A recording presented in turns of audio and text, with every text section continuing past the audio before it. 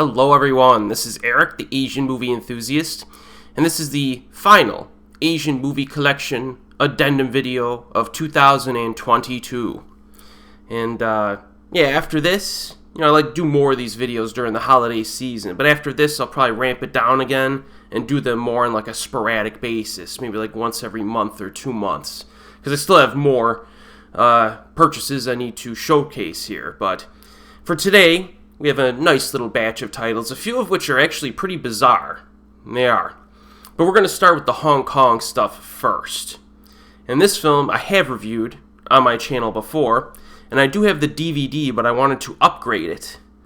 And that is Bullets Over Summer.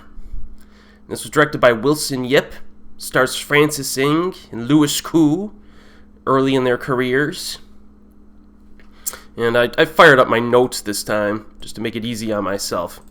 This was a 1999 film, and these guys are cops who stake out a suspect while dealing with the residents of the apartment complex they use for cover. So it's a very entertaining movie. It's like a genre bender. It's a drama, action, comedy, and a lot of good character interaction in this, and you also get some, a good suspense shootout scene, and an effective ending. And, this is the Hong Kong Region A release. Yes. And I don't think there are many special features on it.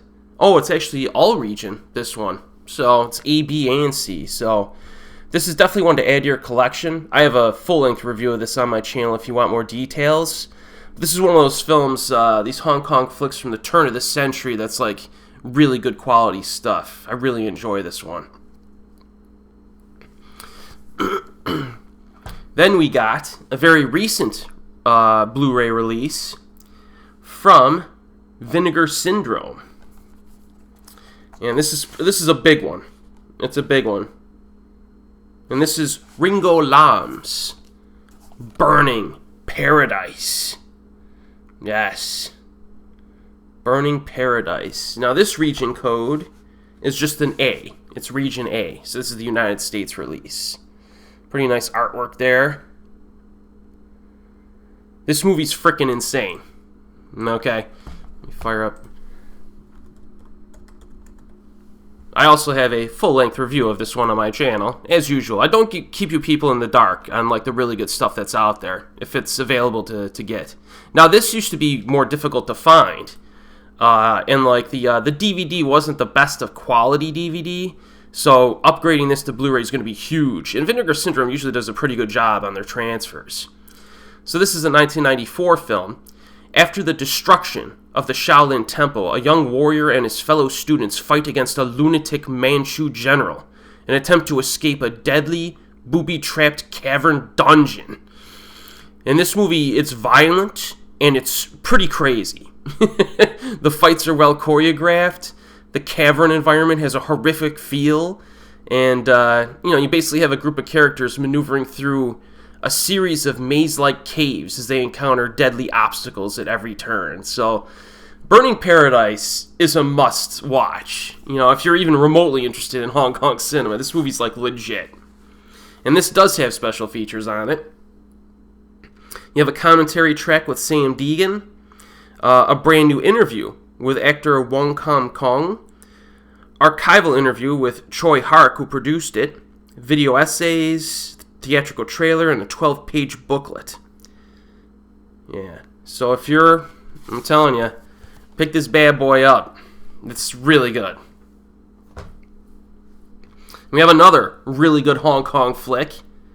This is the Criterion release of Throwdown. This is a Region A Blu-ray. Got Louis Koo.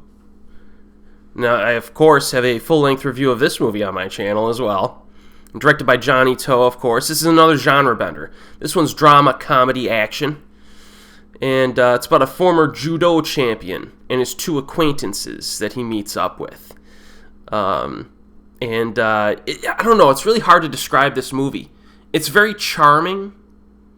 And, I don't know, if you've never seen a Johnny To movie, sometimes they're difficult to describe. The way he operates his characters, he relies a lot on their interaction, and less on like them explaining why they're doing things. There's a lot of Johnny To doesn't use a lot of like verbal exposition in his movies, which can get frustrating for some people sometimes because you're kind of wondering exactly why a character does something. So you have to kind of read between the lines, in terms of how they're interacting with people and just kind of figure it out. But I really like that about his movies because a lot of it is really charming and the interaction flows more naturally when because of the type of dialogue or lack of that he uses. So yeah, Throwdown is just a phenomenal movie. Special features: archival interview with Johnny To, a short-making documentary featuring To and all the actors. You got Louis Koo, Aaron Kwok, Cherry Ying, and Tony Lung Ka Fai. You have new interviews with the co-screenwriters and some film scholars, a trailer, and an essay in the booklet. So pretty solid release. I do wish Criterion would put more commentaries on the recent releases. They seem to have fallen off on the commentary tracks, but still, this is... I had to get this on Blu-ray. It's one of my favorite Johnny To movies. And again, of course, check my full-length review if you want more information. We have a few Korean films, and my Korean hauls tend to be less in number because there's just a lower quantity of them. But we have a movie here that I covered on this channel a little while ago. Very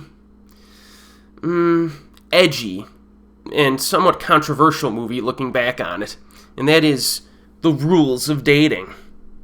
Now, this is a Region 3 DVD release from Thailand. You can tell because of the language, I think. I think that's Thai. But it does have the original Korean track and English subtitles included in it. And you have Park Hae-il and Kang Hye-jung. And, this one's about, the guy who, the teacher who kind of hits on this lady teacher in the school, and he's just completely inappropriate with all of his behavior. Like, certainly fireable stuff going on here. But it's like a romance, and it has some interesting little twists in it, and two really strong lead actors. So you can check out my full-length review of this if you're interested in it. But it's definitely a little, when looking back on it, even when I saw it the first time, I was like, wow, this is some pretty inappropriate stuff going down in this movie. But even looking back on it now, it's even better because of that. But yeah, it's a pretty neat flick. And then another one, which is really under the radar, I think. And this is a movie from the mid-2000s. And this is called Geochilmaru, The Showdown. And this is the region... It's an all-region DVD, but I'm pretty sure it's the Korean release, if I remember correctly. Yeah, because I'm not sure, though. It looks like Chinese to me. But this is an all-region DVD release so you could get online. I think this is Yes Asia I got this from. And it does have English subs in the original Korean language track. And, this movie, Geochilmaru, it's been a while since I've seen it, and I got the itch to rewatch it, because it takes place in the winter time. And I like watching winter movies when it's winter in real life. And this is like a really, really low budget. I have to emphasize, really low budget. Tournament fighter movie. Alright, so you get like this group of people who meet on the internet in like a message board, a martial arts message board, and there's like a bunch of people on this message board, and the guy who runs the board invites like 8 of them or something, or a handful of them, out to this location, and he's like, alright, if you want to meet me, you guys gotta fight it out, and see who's the best of the best between you. So they're like, okay, what we'll do is we'll spread out in this winter area, and whoever you come across, within this group of people, you fight them. And whoever wins, the other person submits, takes their necklace, and gives it to them. So the person at the end who has all of the necklaces ends up, like, meeting the web designer or whatever, who's supposed to be, like, this master fighter. And it's, like, it's pretty neat. Again, very low budget. But you could tell they had, like, a love for, this type of thing the filmmakers must have. And the fighting it's a mix. Some of it is just pretty good, and some of it is, like, legit good. Nothing in here that'll blow you away, but all of the physics are 100% realistic. There's no like weird jumping or like crazy stuff. It's like they try to ground the fighting as much as you can. It's most of the stuff you could see in real life fights. You know what I mean? So it's good. I like it. You know, again, the fighting won't blow you away in this, but I think it's a pretty good fighting flick, and it feels a little unique for a film of its kind, even though it has a lot of things that you've seen before in it. So I might do a review of this at some point, because I think it's probably worthy of some attention. Only 84 minutes long, too, so it's an easy sit. Yeah, so let me know if you've seen this. I think a few people have mentioned this to me over the years on this channel, but it's a neat little flick. Not many people know about that one. And again, the special features in those Korean releases are like nothing. Or those Korean films. Alright, now we got the Japanese stuff. And all of these are pretty odd films. All of them. Okay, now we'll start with the least odd one. And this is one that I did not like the first time I saw it. And then I watched it again and I liked it more. And that's Sharkskin Man and Peachhip Girl. All right, I forgot who directed this. Oh, it's a Katsuhito Ishii film. It's another director who's done some pretty interesting stuff. You got Tadanobu Asano up there, who always helps, right? And this movie has, this movie's odd, man. It's like, let's see here. Distracted by the sight of a handsome, nearly naked man sprinting across a winding mountain road, Toshiko inadvertently interrupts a mob execution by crashing her car into a limo full of eccentric assassins. Fresh from a frenzied menage a trois. Ooh. Man, I don't even know what that means. Tadanobu Asano seduces Toshiko into a life-or-death race with an army of mob killers. So, this is like, when I read the plot synopsis, I was expecting an action comedy. Not really. It's really not. It has this really odd feel to it. It's almost like a drama with action comedy infused within it. You know what I mean? It's kind of like one of those weird genre benders. So you're not going to get like the hard action of like a really good action movie, and you're not going to get the laugh out loud comedy that you would in like a comedy. But you get like a little bit of each in the film that's infused in it. And if you go in kind of expecting that, it's actually quite entertaining. You know what I mean? Just don't expect like your typical action comedy, so to speak. But, Asano definitely helps. This is the DVD. I'm not sure. Oh, I think it's a Region 1 DVD. Special features, you get a trailer gallery for other movies. That's it. But I heard they might be coming out with a Blu-ray of this at some point soon. So you might want to wait and see if news comes out, if a Blu-ray release comes out. But in the meantime, if you could get the DVD cheap, you may as well check it out. Especially, Asano's a big star. So if you're a big fan of Asano, you're probably going to watch it, right? But I do recommend this. It's a pretty neat movie. It kind of subverts expectations. But I think in kind of a good way. All right, let's do another one here. Let's do the really weird one, and then we'll get to the box set. Now this is bizarre. This movie I heard of a few years ago, and it's basically a puppetry movie. And it's called Howl from Beyond the Fog.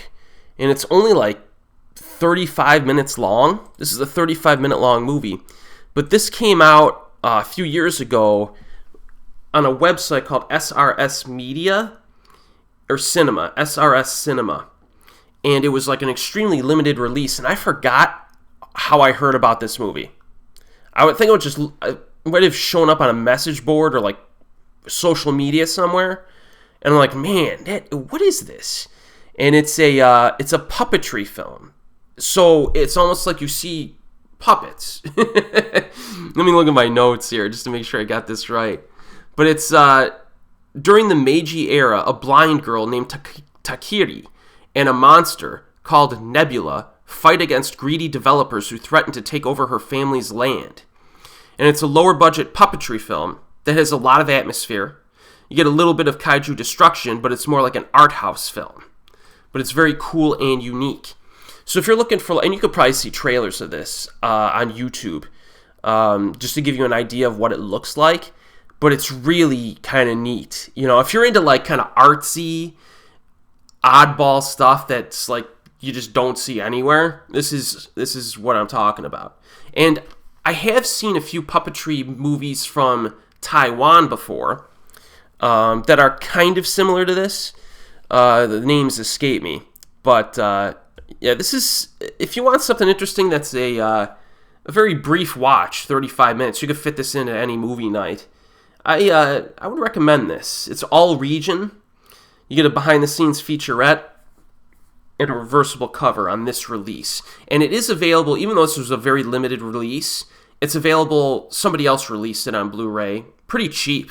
You can get this cheap now, or you can even watch it online. I think it's available for free on like Amazon Prime. If you have Amazon Prime, it might be free on there, or YouTube even, you know, just pay a few bucks and watch it.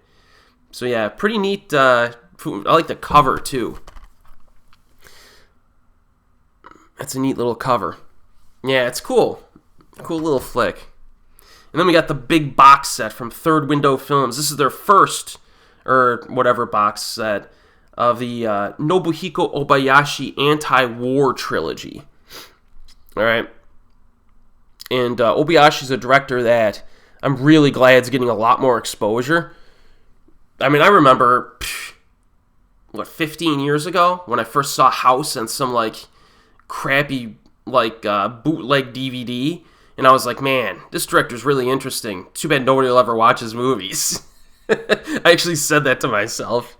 I'm like, man, this guy's movies are really cool, but the only way you could get them is like on the black market, or like on, if they get uploaded onto YouTube for a limited period of time. But that's changed. More and more of his stuff is getting released. They just came out with another box set a few weeks ago with like his 1980s stuff.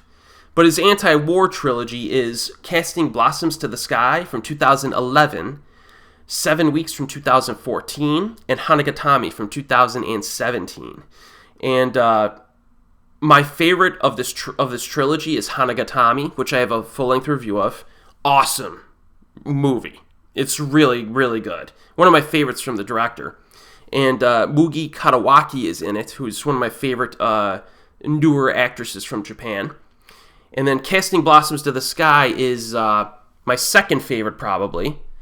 And then 7 Weeks is my third. But they're all good movies. And it's so hard to, like, describe them. I would say just watch my reviews of Casting Blossoms to the Sky and Hanagatami. I have yet to review 7 Weeks, though.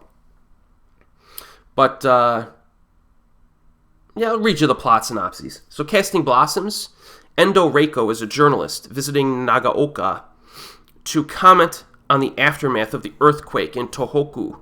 From local residents, Endo learns about the city's fireworks traditions and how the region was destroyed during the war. And this includes a 45-minute interview with Obayashi. And then 7 Weeks, weaving the life of a 92-year-old doctor into the history of a small Hokkaido city, 7 Weeks addresses Japan's wartime responsibility, its present nuclear crisis, and the heartaches of youth and love. 75-minute making of on that one. And then Hanagatami. In the spring of 1941, 16-year-old Toshihiko leaves Amsterdam to attend school in Karatsu, a small town on the western coast of Japan. Immersed in the seaside's nature and culture, Toshihiko soon befriends the town's other extraordinary adolescents, as they all contend with the war's inescapable gravitational pull. And this is a 35-minute interview with Obayashi. So, and it's this includes a booklet by historian Aaron Garrow. This is Region B. It's a Region B release, all right? So, yes. I mean, these films, like, Obayashi's later films feel a little bit different from his earlier and mid-tier stuff.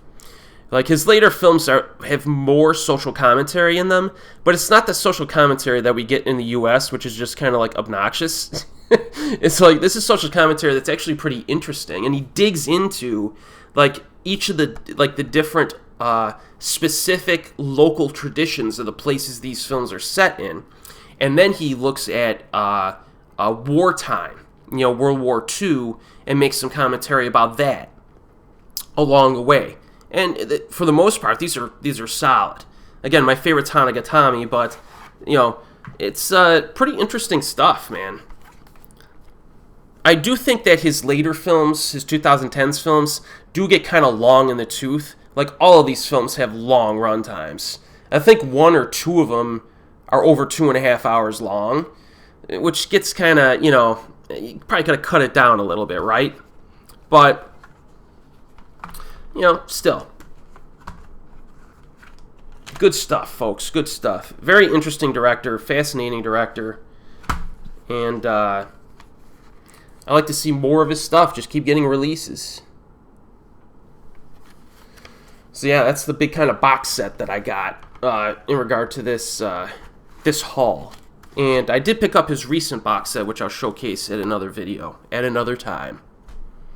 But yes, a lot of interesting stuff here. If you've seen any of them, let me know what you think. And as always, folks, I'll see you next time.